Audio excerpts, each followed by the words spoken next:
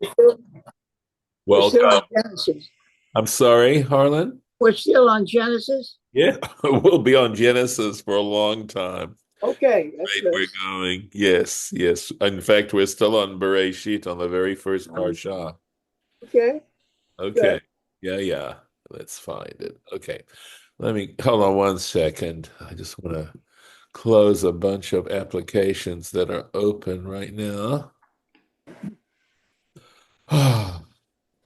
Okay, here we go. All right, I'm going to share,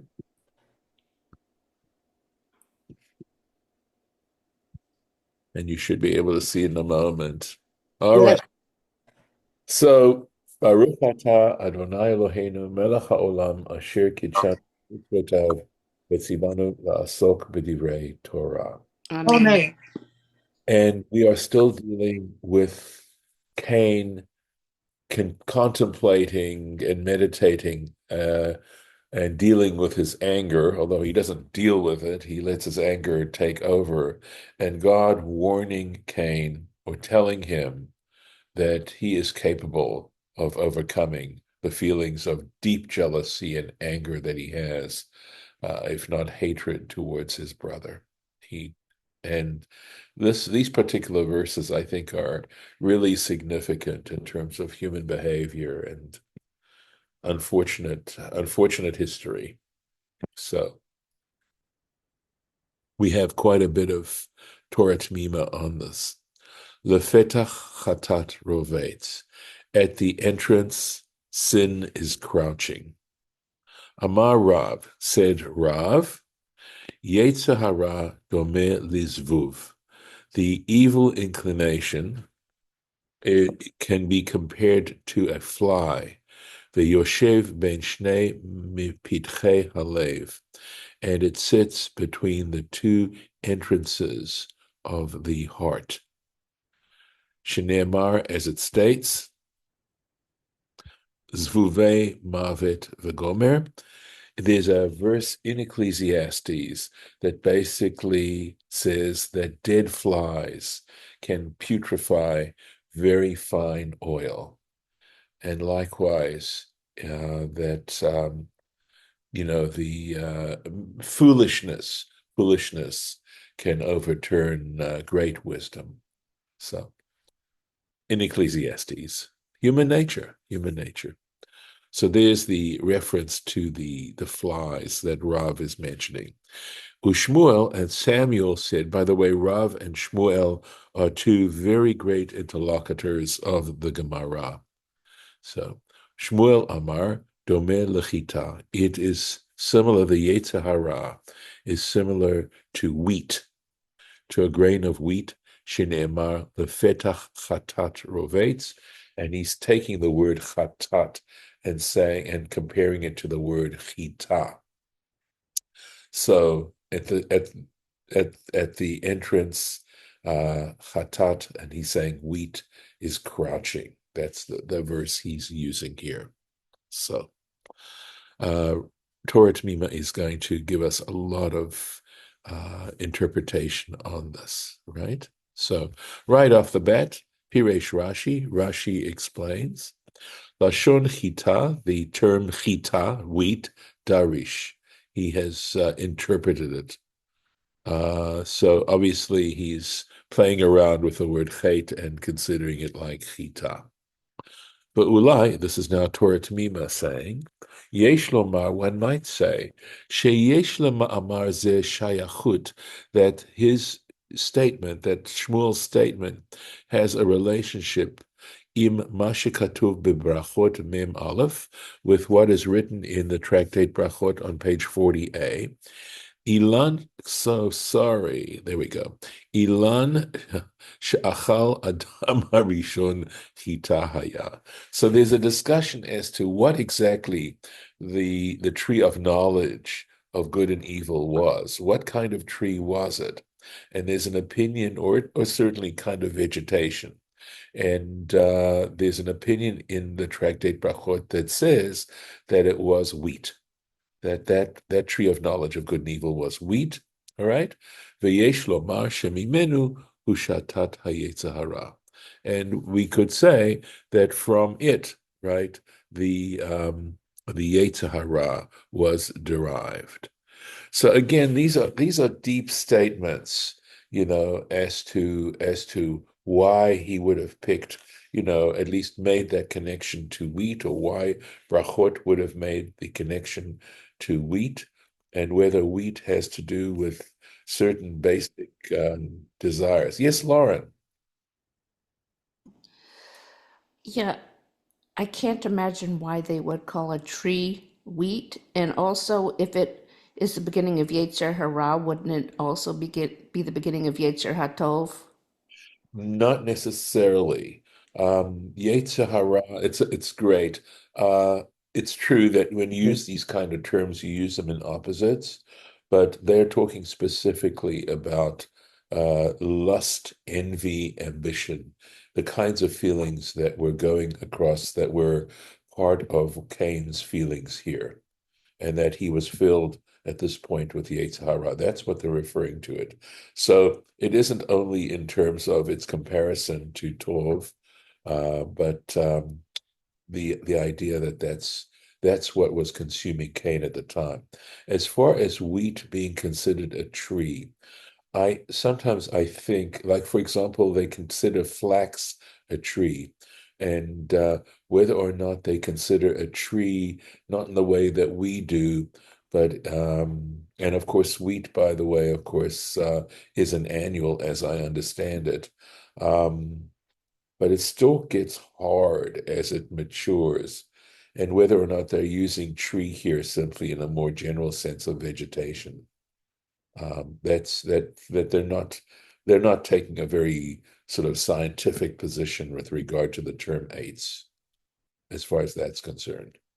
And of course, in some ways, maybe, and I could be well stretching here, that when wheat does get dried out, etc., it does have certain qualities that make it feel like wood of some kind.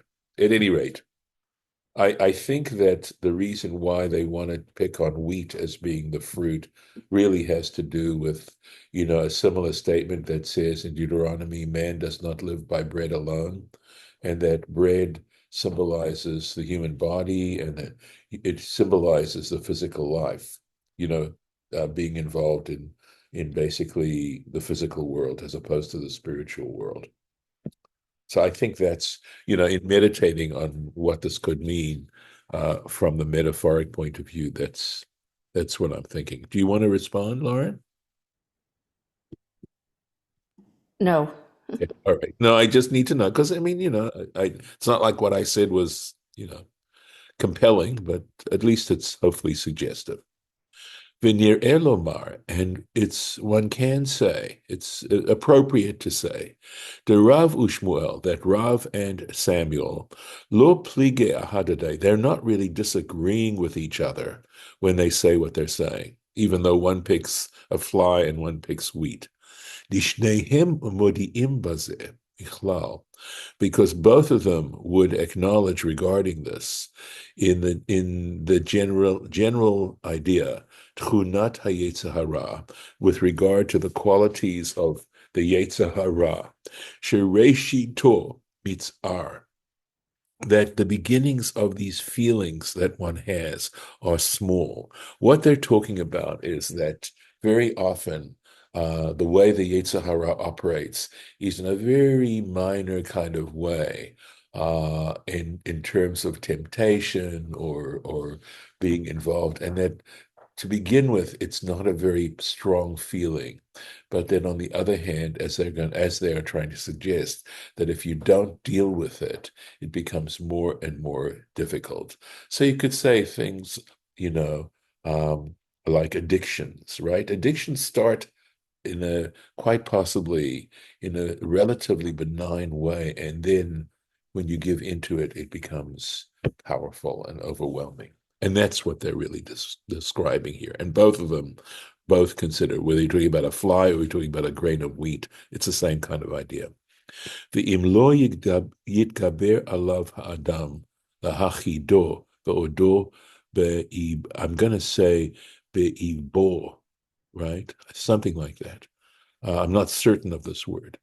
But the point that he's making is that if a person doesn't overcome it to get rid of it when it's still just at its inception, as acharito yishge, right? But after, or yisge, because after that it's going to get great.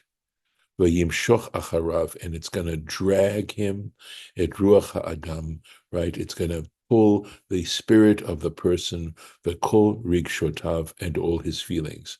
So it is actually, of course, talking about, something that winds up being addictive. And addictions, of course, are so powerful, so difficult to get rid of, but they all start in a very small kind of way. You don't start being addicted, right? So the issue of trying to encounter it at its inception.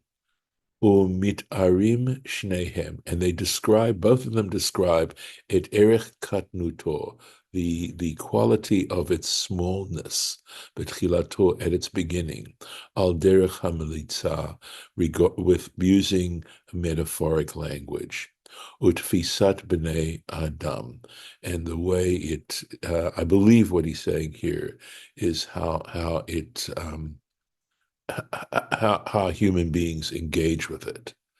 V'zeh midamho lezvuv, and the one compares it to a fly, katan hayitzurim, a very small little creature. V'zeh midamho lechita, and the other one compares it to wheat, katana shebitzmachim, a very small amongst in vegetation, right? A grain of wheat is small. Vedok, and he says this QED, right?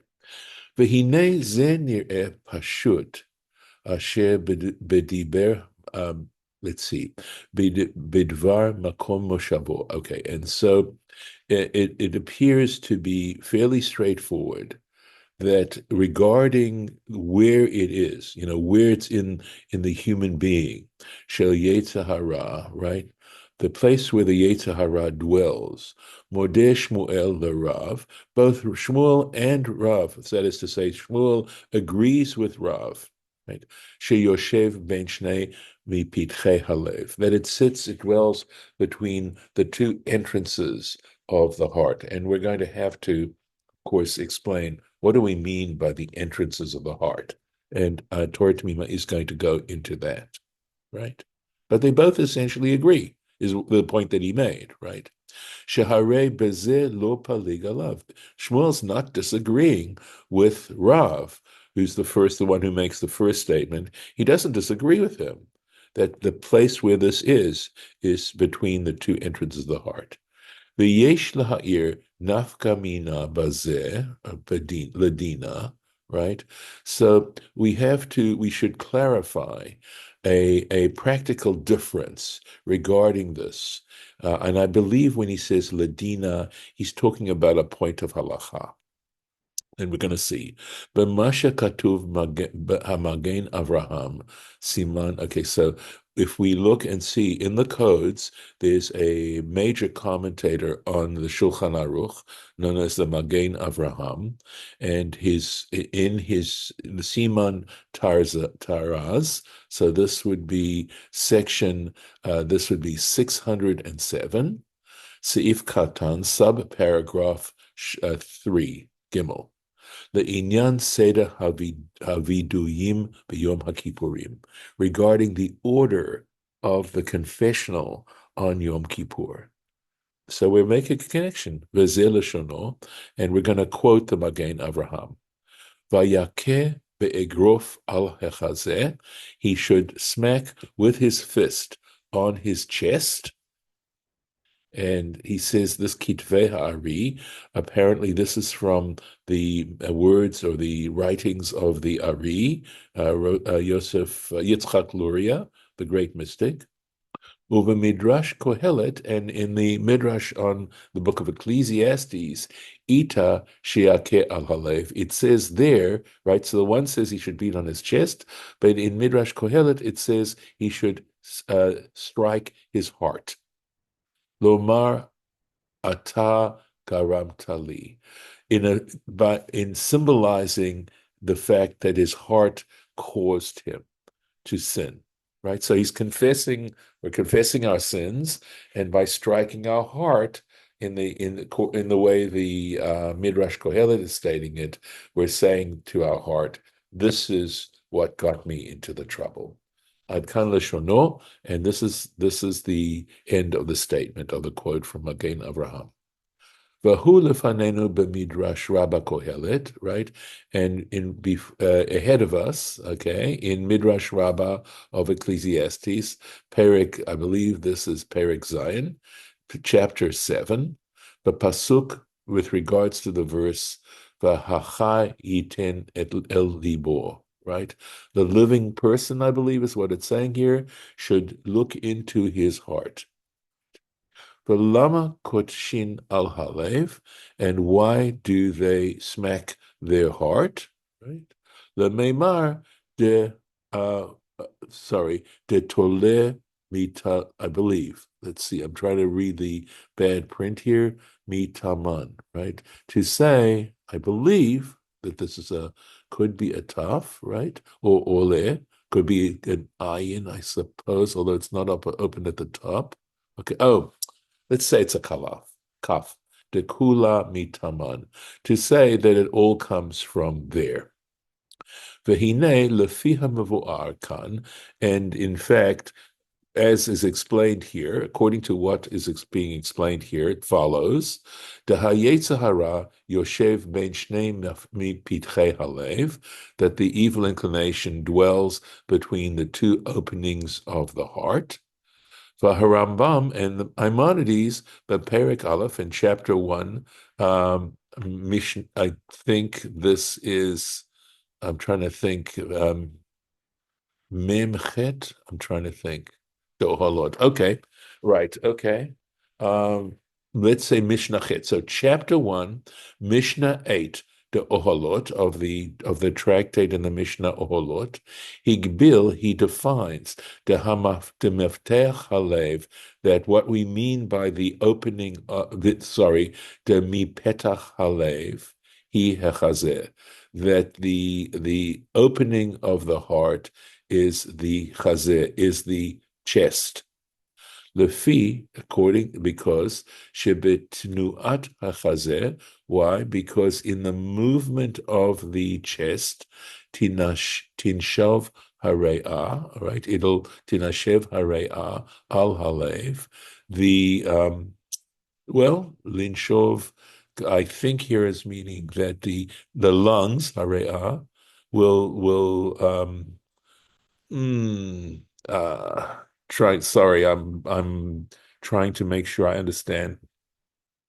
Al halev, it will react or move on the heart. Or it'll breathe, maybe I should say, will breathe into the heart. It'll give oxygen to the heart. So it is, as it were, I think it's mafteach, honestly. I looked at the translation, and because the word is spelt in such a way that it could mean mafteach, which means a key. So it obviously mafteach means something that opens, right? Sheyiftach derech, okay, that it shall open up a way. I think this is yikanes mimenu ha'avir, so that the air can enter it, oxygen can enter it. Vayetze ha'ashan, and ha'ashan here means basically the hot breath will go out. So in other words, the breathing in and the breathing out are in a sense described as these, I think, as these two openings. Ulefize, and according to this, Mevo'ar Sha'ikar, that it becomes clear that the main point, Kemoshe Katavnu, Kemoshe Katav B'Kitvei Ari, that the main point, as is written in the writings of the Ari, Shetzarich Lakot al Hechazeh. So it makes more sense, right, to strike the heart. Strike the chest, excuse me. Acharei kisham shochen hayetzer hara, because since there the yetzer hara is dwelling. V'hu hagorim la'aveira, and this is what causes one to transgress. Uma shekatuv b'midrash, right? And what is written in the midrash, sheyakeh al halev, where it says he should strike his heart, tzarich lomar, we need to understand, the lev lav dafka, it doesn't mean actually the heart, literally, ela chazeh, it means there, your chest, it means that as well. V'lev hu shem hakolel gam lachazeh. And when it talks about the term lev, it's a noun, it's a term that includes also the chest. V'chein nireh li, and so it seems to me, Masha katuv b'Yerushalmi, Brachot Pei Aleph Halacha Hey, that what is written in the Yerushalmi, in the tractate Brachot, chapter 1, Halacha 5, the halev hu sirsur ha'avera, shehu chomed. It says that the heart is like the broker of transgression. It acts as a broker for transgression, because the heart is the place where the Yetzer Hara dwells. V'chein piresh hakatuv, and so there it says. I have a question about that one. Sure. Okay. All right. My understanding of how the usage at that time of the heart had to do with a combination of thinking and feeling. Yes. So I think that essentially they're saying the heart, and remember, they're talking in a very literary style, Yeah. that is of the emotion.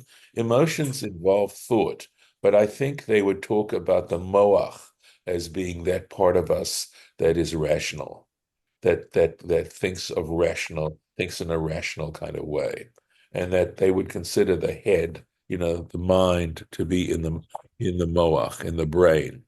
So they would say, the heart represents our emotional reactions, and the brain would represent our more thoughtful, place. That's a current understanding.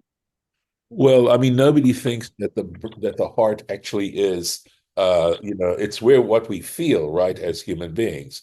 But I think people at this point, all feel it comes in the brain. It all is operating in the brain.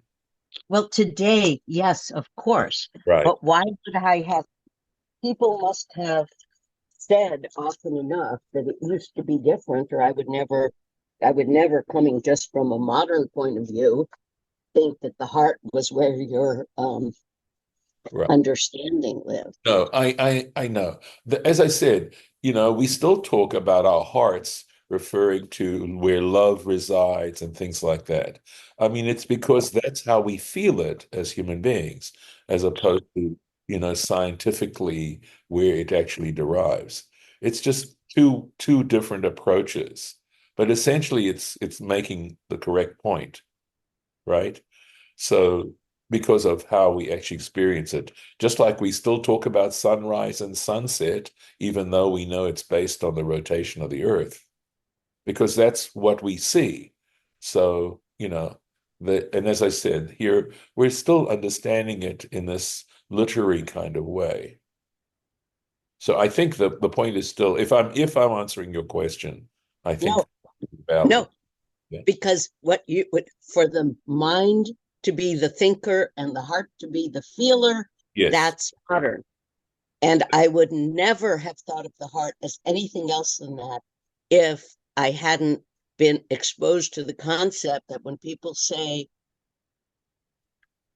on their heart, that it was considered that that's where both thinking and feeling was, or that's where understanding is. And where does Yetzer HaTov live? Right. So, yeah. Okay. So I think again, nevertheless, there is it's a famous, I don't know if you want to call it famous, but it's a very lovely drush. I'll share it with you. And that is, that when you talk about feeling, we talk about the lev, the heart. Feelings are in the heart, and thought is in the moach, right, which is in the brain. And so the word lev, the word for heart, starts with a lamed, And the word for moach, the head, the brain, it starts with a mem, right? And there's a cute saying that says, when you put your lave before your moach, you can be a lemech, which means a fool, because lemech is spelled lamed mem kaf. But on the other hand, if you put your moach before your lave, if you put your brain in front of your heart, you become a melech, which means a king. So this is not new stuff. If I'm understanding you correctly. Go ahead. It's new. I have a lot of experience, Yeah. learning on a 12-year-old level. Yes. Okay. Many years, okay? I never Right. heard the word before, ever. You never heard the word moach? Nope. Okay. Okay. Again, no one, I believe, in this room, including me, has necessarily an encyclopedic knowledge of, everything out there. We're all dependent on, the teachers that we've had. So anyway, yeah. So is there anything else you need? Is there anything else that needs clarification here? I'm almost done on If the. Yetzer Hara lives in the heart, where does Yetzer Hatov? Well, I think Yetzer Tov would live in the head.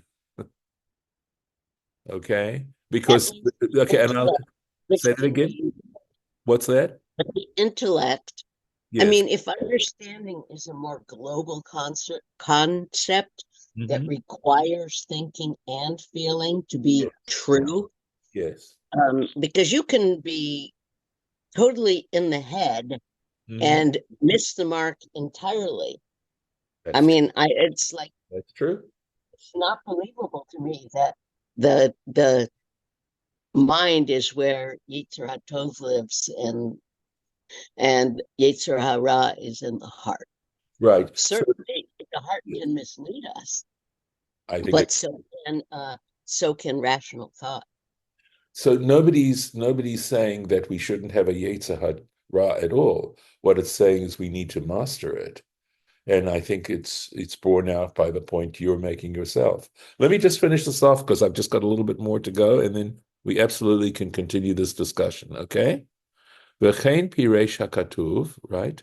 And so it says specifically in the Shema, right, in the text, V'lo taturu acharei levavchem. You shall not go astray after your hearts. Ukahena milashonot haktuvim, and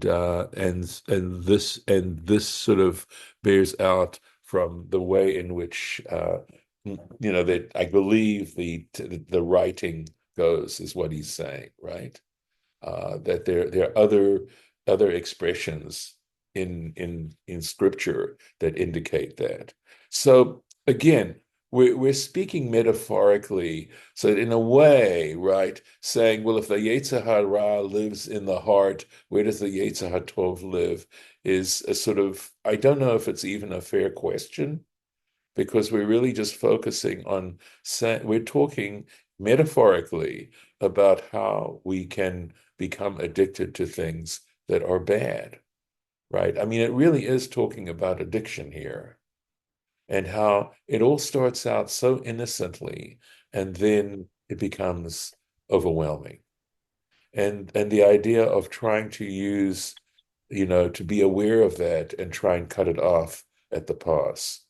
I mean, that's not what they're saying here. They're simply saying it starts off very small and then becomes overwhelming. They're discussing the way in which these things operate.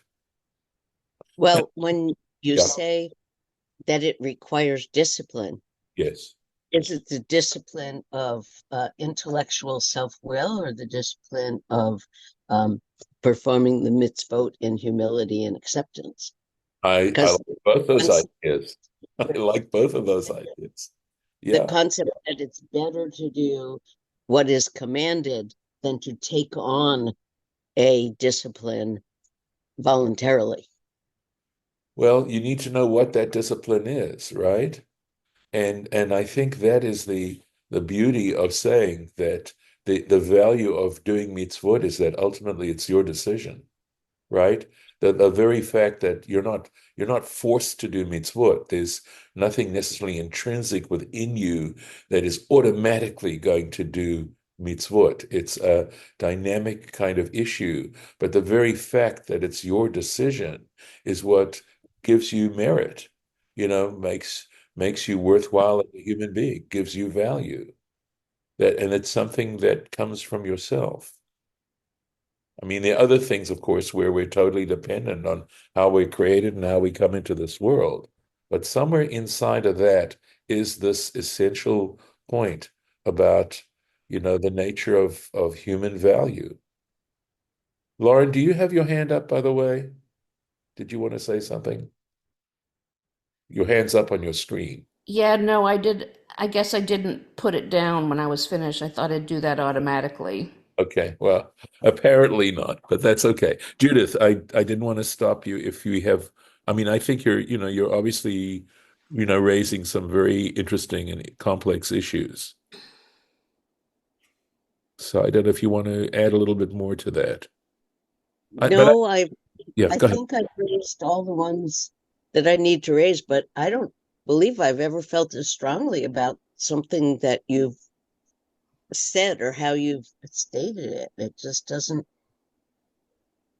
it's not like it's new insight. It's that it seems in total contradiction of my understanding, except that when you say that Yetzer HaTov and addiction lives in the heart, I get that, but to contrast it with the thinking mind, Mhm. I haven't found the thinking mind being able to uh, heal addiction. I think Right. it's I agree. I agree. what I, I found yeah. trust in God. Right. Judith, I agree with you. I think it's only possible, perhaps, for the thinking mind at the very beginning, at the very onset, possibly, right? It's only at that particular moment that the thinking mind might be able to take care of it. Otherwise, it becomes overwhelming. Yes, and But I, you didn't. I also agree with you that a lot of it has to do with the process of, help from others, support from others, trust in God, etc., etc. Yeah. Go ahead, please. Well, as you say, addiction starts small. Mhm. By the time you are called to put your mind on it, you're so in the grip of it that the mind can't help you out. I mean, it can be one of the tools that you bring to the problem, but Yes. it doesn't have power to overcome the grip of addiction. I don't know that they're disagreeing with you in what we read, right? The real as we were reading, the point of this was that it starts off small. That it's not like we wind up initially in addiction, if we want to call it that, right? But the things that tempt us, and the appetites, etc., and because it's all related to appetite as well, start off perhaps not in a controllable issue as a controllable thing, and then become, if we don't deal with it. And elsewhere he had said, right, I think we may have read it and maybe we'll come across it again, that the Torah, in fact, I'm pretty sure about it, that we had another statement that says, God may have given us the Yetzer Hara, but he also gave us, they call it tavlin, right? He gives us the medicine or the spices with which to overcome it, which is through the Torah, right? That in studying the Torah and in terms of trying to live our lives according to the Torah, we're able to withstand, at least to some extent, you know, these aspects of the Yetzer Hara. But it does take, I mean, I think it does take a lot of internalization and what we're going to be doing very soon as we approach Rosh Hashanah and Yom Kippur, looking into ourselves and trying to be truthful with ourselves. And I think that's part of the thinking mind, in terms of trying to look at the truth.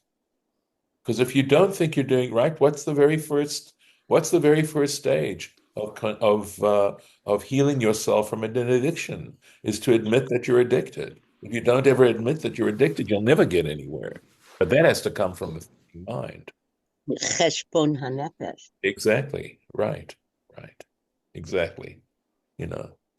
So that is not necessarily from the heart. Yeah. But it's a, how can I put it? It's a model of, of human psychology. I'm not saying it's the only one. I'm not saying it's the only accurate one by any means, but I still think it's a helpful one. And certainly understanding the need to look at these things as soon as we can and try to deal with them, I think is something worth thinking about. So, but thank you. Do you feel any better about this now, or are you still, puzzled or concerned? I guess I'd like to go back and, maybe you and I can talk about it a little because I may have gotten off on the wrong trajectory in thinking about it. So, Okay, no problem. All right, I'm going to stop the recording here.